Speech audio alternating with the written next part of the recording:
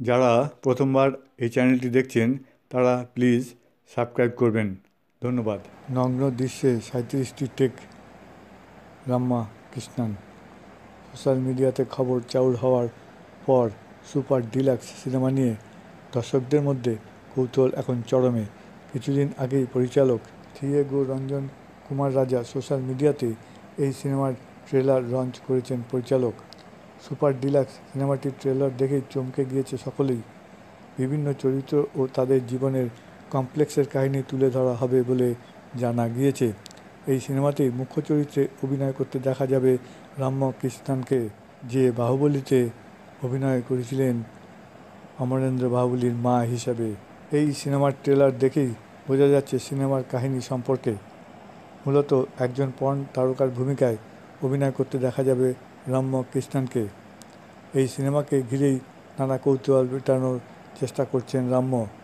তিনি এক সাক্ষাৎকারে জানিয়েছেন, এই সিনেমাতে অভিনেতাদের যে বিষয়গুলি গুরুত্বপূর্ণ তা ভূমিকা পালন করেছেন তিনি।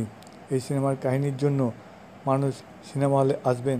আমি এই কাজটি করেছি জেনে আমার সহকর্মী অবাক হয়ে গিয়েছিলেন। কিছু সিনেমা পয়সার জন্য করতে হয়, আর কিছু জনপ্রিয় হওয়ার জন্য।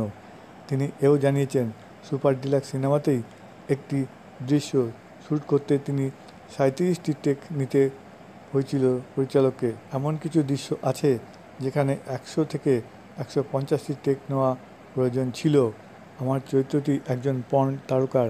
আগামী 29 মার্চ গোটা বিশ্বে মুক্তি পাবে এই সিনেমাটি। নগ্নতা সিনেমায় নতুন কিছু নয়, কিন্তু এই সিনেমায় একটি দৃশ্যের জন্য 37 বার টেক করতে হয়েছে। এটাই এই সিনেমার বিশেষত্ব বলে মনে করছেন সিনেমা ক্রিটিকসদের একাংশ।